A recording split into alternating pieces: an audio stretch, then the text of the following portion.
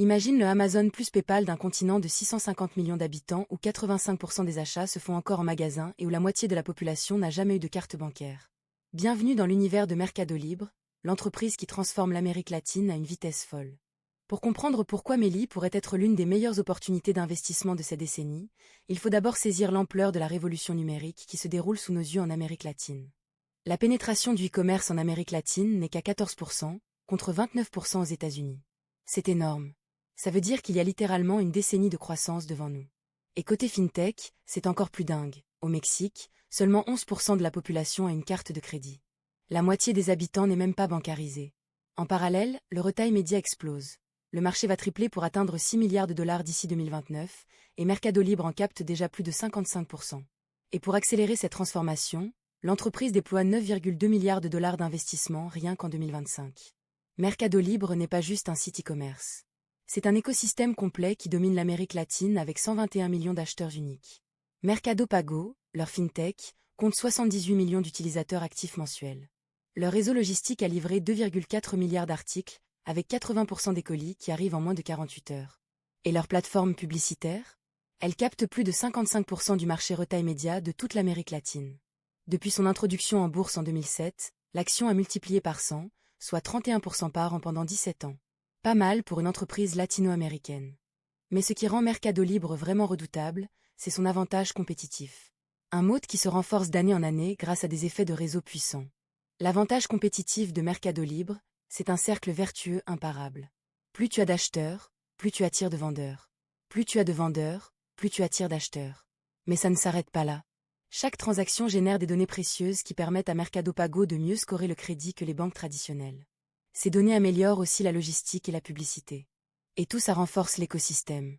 Avec 95% des colis traités en interne et même leur propre flotte aérienne, Meli Air, ils contrôlent toute la chaîne de valeur. 25 ans d'expérience et de données, ça ne se rattrape pas du jour au lendemain. Les chiffres parlent d'eux-mêmes. Le chiffre d'affaires devrait atteindre 20,8 milliards de dollars en 2025, soit une croissance annuelle de 37%. Depuis 2007, le Canada a composé à 38% par an. Le free cash flow atteint 7 milliards, avec un ROE de 34%. Oui, le P à 44 peut paraître élevé, mais quand on regarde la croissance et la qualité de l'entreprise, on comprend pourquoi les investisseurs sont prêts à payer cette prime. Mais attention, la concurrence ne dort pas. Amazon, Nubank, Shopee, tous veulent leur part du gâteau latino-américain. La concurrence est réelle et dangereuse. Amazon déploie environ 1 milliard de revenus en Amérique latine contre plus de 20 milliards pour Meli, mais Amazon a les reins solides et peut investir massivement. Nubank, c'est le vrai danger côté FinTech. 95 millions d'utilisateurs actifs mensuels contre 78 pour Mercado Pago, et 11,5 milliards de revenus contre 8,6 pour la division FinTech de Meli. Enfin, Shopee et les plateformes chinoises comme Shein et Temu cassent les prix et gagnent du terrain, surtout au Brésil. Ces acteurs forcent Meli à rester sur ses gardes et à investir constamment pour défendre ses positions. Soyons honnêtes sur les points forts et les risques. Côté positif, Mercado Libre domine totalement. Leurs ventes dépassent celles des 15 concurrents suivants combinés. L'écosystème intégré est unique et difficile à répliquer. La croissance de 37% par an est impressionnante, et le marché latino-américain a encore 10 ans de retard à rattraper. Mais il y a des risques réels. L'exposition géographique à 100% sur l'Amérique latine, c'est dangereux. Inflation à 300% en Argentine, volatilité des devises. La concurrence s'intensifie avec Nubank qui dépasse Mercado Pago en utilisateurs. Et l'activité crédit représente un risque croissant avec 6,8% de créances douteuses et un portfolio de 11 milliards. Alors, concrètement, qu'est-ce qui peut se passer pour ton investissement dans les 5 prochaines années?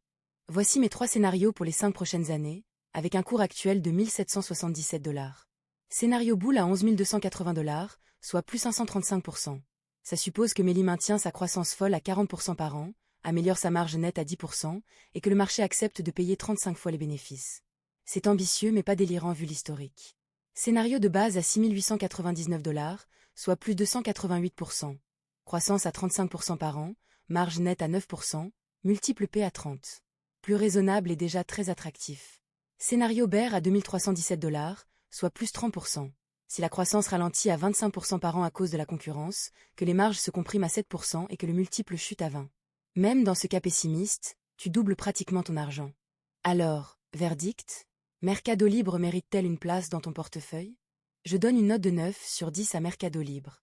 C'est une entreprise de qualité exceptionnelle avec un moat qui se renforce, un leadership incontesté sur un marché en pleine transformation et une valorisation qui reste raisonnable pour un compoundé de cette envergure. Les risques sont réels. Exposition géographique, concurrence, volatilité des devises, mais le potentiel de création de valeur sur 5 à 10 ans est énorme. Ma recommandation, acheter. Mercado Libre, c'est l'opportunité de participer à la digitalisation d'un continent entier. Si cette analyse t'a plu, abonne-toi à Findiv pour plus d'analyses d'entreprises approfondies. Et toi, tu investirais dans Mercado Libre? Dis-le moi en commentaire.